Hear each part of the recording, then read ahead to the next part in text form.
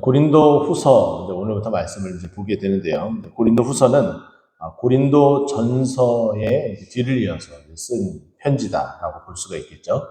사실은 이 고린도 전서가 쓰여지고 나서 중간에 또 다른 편지, 고린도 교회에 보낸 편지가 하나 있는데, 그 편지는 지금 현재 우리가 보고 있는 성경 안에는 들어와 있지는 않고 존재하지는 않습니다.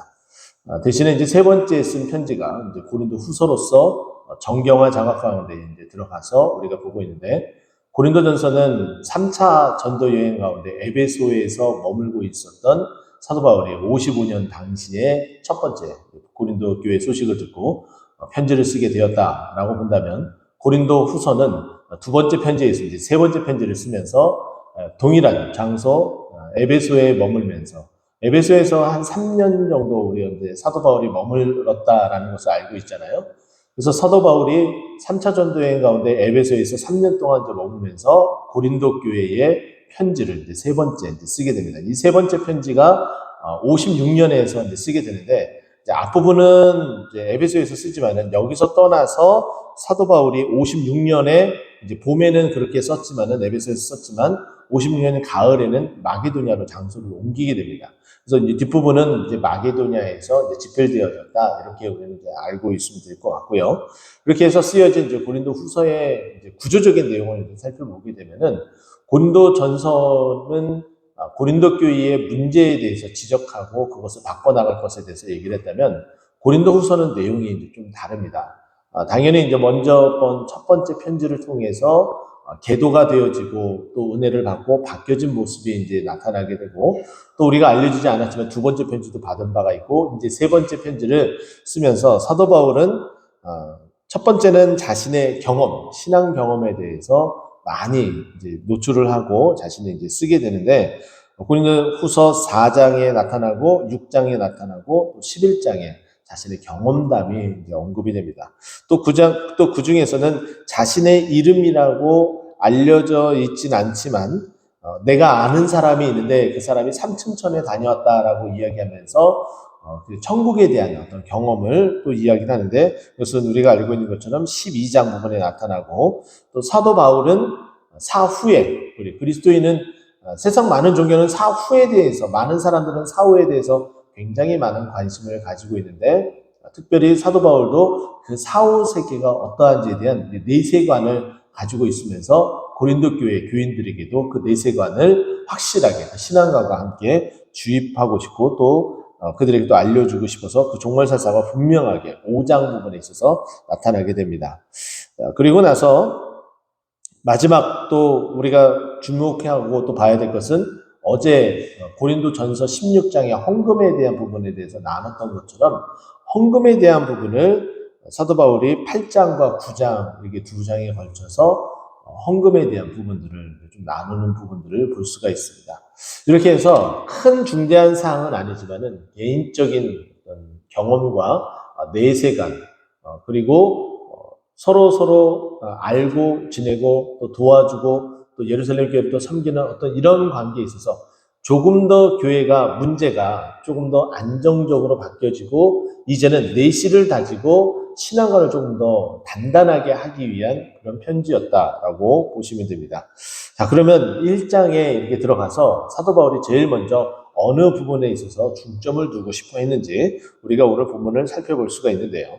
첫 번째 1절과 2절을 보게 되면은 사도 바울이 전형적으로 편지를 쓰는, 또 이 시대에 편지를 쓸 때의 전형적인 어떤 패턴과 모양의 모습을 그대로 가지고 있습니다. 자, 1절 보면은 1장 1절을 보면, 하나님의 뜻으로 말미암아 그리스도 예수의 사도된 바울과 형제 디모데는 고린도에 있는 하나님의 교회와 또 아가야에 있는 모든 성도에게, 그 대상이 정확하게 언급이 되는데요. 지금 집필자는 사도 바울과 그리고 누구라고 하는 거예요? 디모데라는 거죠. 디모데에 지금 함께 같이 있다라는 것은 이제 에베소에 있었기 때문이라는 것을 볼 수가 있고, 또 고린도 교회에 있는 교회와 또 온 아가에 있는 성도, 교회는 결국은 성도를 말하는 거죠. 그래서 고린도 지역에 있는 성도들, 그리고 아가야, 조금 더 내륙적으로 항구 도시였었던 고린도와 또 아가야 말하는 것은 고린도에서 이제 동쪽으로 좀 움직여서 이렇게 이제 동북쪽으로 이렇게 움직이게 되면은 아가야라는 이제 지방이 나타나게 되는데 그 지역에 있는 성도들에게 이 편지를 함께 돌려보면서 신앙을 다져나갈 것에 대해서 이야기를 합니다. 그래서 2절에 보면은 하나님 우리 아버지와 주 예수 그리스도로부터 은혜와 평강이 있길 원하노라.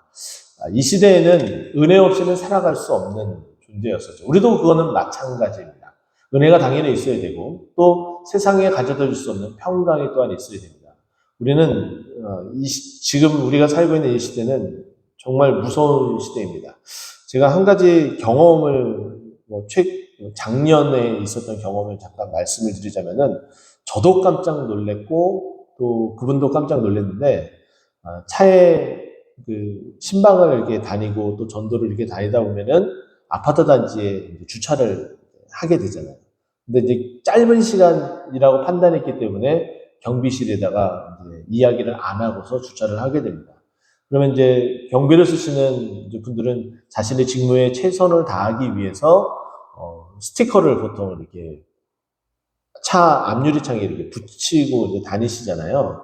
그래서 교회에서 제공한 이제 차의 스타렉스 앞에 앞유리창에 그 스티커를 이렇게 붙이고 가셨어요. 그래서 그것을 이제 교회에 이제 다시 돌아와서 제거를 해야 되잖아요. 제거를 하려면은 제거 방법이 있습니다. 이제 소위 말해서 이제 카터칼을 가지고 와서 이렇게 제거를 하는데 저는 아무런 의식 없이 당연히 제가 해야 될 일이라고 생각을 했기 때문에 그 카터칼을 들고서 차 있는 쪽으로 이렇게 걸어가는데 이제 제가 가는 방향 쪽에서 어떤 여성분이 이렇게 오시는 거예요. 근데 저를 보더니 눈이 갑자기 휘둥그레지면서 황급히 달아나는 모습이 보여지는 거예요. 그래서 저분이 왜 저러시지? 라는 생각이 저는 잠깐 들었어요. 제 손에 뭐가 들어있는지는 생각은 못하고 정말 깜짝 놀랐어요. 저분이 갑자기 왜 저러시지? 내가 잘못했나? 그리고 나서 손을 보니까 손에 칼이 있었던 거예요. 그거 정말 많이 놀랬었겠다. 나도 놀랬지만은 저분도 굉장히 많이 놀랬었겠다. 갑자기 자신이 가야 되는 그 길 방향에 어떤 남자가 칼을 들고서 이렇게 자신에게 다가오는 모습을 보니까 얼마나 놀랬겠어요. 근데 지금은 그 말을 하면은, 그때 당시에는 그 말을 하면은 그냥 웃고 넘길 수 있는 부분이었지만은 지금 현재 우리가 그 1년 사이에 경험했었던 정말 묻지마 폭행과 묻지마 칼부림의 사건들을 우리가 뉴스를 접하고 나서 이 이야기를 들으면은 당연히 그럴 법하다. 당연히 그러고도 남는다라고 말할 수밖에 없는 거예요. 그렇지 않겠어요? 그런 것처럼 지금 우리가 이렇게 살고 있는 이 시대에 많은 위험에 그만큼 노출되어졌다라는 말씀을 제가 한 가지 예화를 들면서 좀 우스갯소리를 좀 하면서 또 이것을 밑으로 좀 넘기면서 제가 말씀을 드리고 싶은 거예요. 우리는 늘 그렇게 위험에 노출되어져 있습니다. 어느 누군가가 우리에게 다가와서 해코지를 할 수 있고 또 그 위험에 처해질 수도 있고 그 당사자가 내가 될 수도 있고 그러므로 말미암아 사망에 이르고 중태에 빠지고 이런 큰 위험에 빠질 수가 있는 거예요. 이것뿐만이 아니죠. 우리가 정말 상상하지 못한 일들이 벌어져서 그 사건의 피해 당사자가 될 수 있는데 그 모든 것들을 감세하고 일어나지 않게끔 하고 또 안전하고 평안하게 만드는 것은 결국은 무엇입니까? 여기에 하나님으로부터 아버지와 주 예수 그리스도부터 오는 은혜와 평강이 우리에게 늘 있기를. 이 교회가 안전하기를 바라는 사도 바울의 그 마음이 이렇게 전달되어지고 있습니다. 그러면서 3절부터 6절까지의 키워드를 보시게 되면은 여러분들이 쭉 읽어 나가면서 보셨던 것처럼 가장 많이 언급된 단어가 어떤 단어예요? 위로다라는 단어예요. 위로. 자, 위로다라는 이 단어는 그 위로의 밑바탕에 깔려져 있는 것은 무엇이냐면은 환난과 고충이다라고 볼 수가 있습니다. 여기 보게 되면은 5절에 보면 그리스도의 고난이라는 표현, 우리가 고난받는 것뿐만 아니라 그리스도도 고난을 받으셨다라는 표현을 쓰고 있고 또 4절에 보면은 우리가 모든 환난 중에 라고 표현을 합니다. 또 중간에 마지막 부분에 내려가서도 모든 환난 중에 있는 자들이라는 표현이 나왔고 또 6절에도 보면은 우리가 환난 당하는 것도 라는 표현이 나오게 됩니다. 그리고 또 맨 마지막 내려가서 우리가 받는 것 같은 고난을 너희도 라는 표현이 나옵니다. 지금 사도 바울도 고난과 고충의 시간을 겪고 있다라는 것이고, 또 고린도 교회도 사도 바울과 같은 그런 고난과 고통이 있다라는 거예요. 교회가 문제가 생겨서 힘들어지고 어려워집니다. 그것을 이제 봉합하고 회복하는 데 당연히 시간이 걸리겠죠. 자, 그게 외부적이든 내부적이든 전혀 우리가 손 쓸 수 없는 그런 상황 가운데 놓여져 있는 것이 사실이라면은 그 모든 것들을 회복하는 데는 반드시 시간이 필요합니다. 우리가 뜻하지 않고 우리가 원하진 않았지만은 어쩌면 우리의 신앙에 대한 시험대를 오르는 시간들이 있었습니다.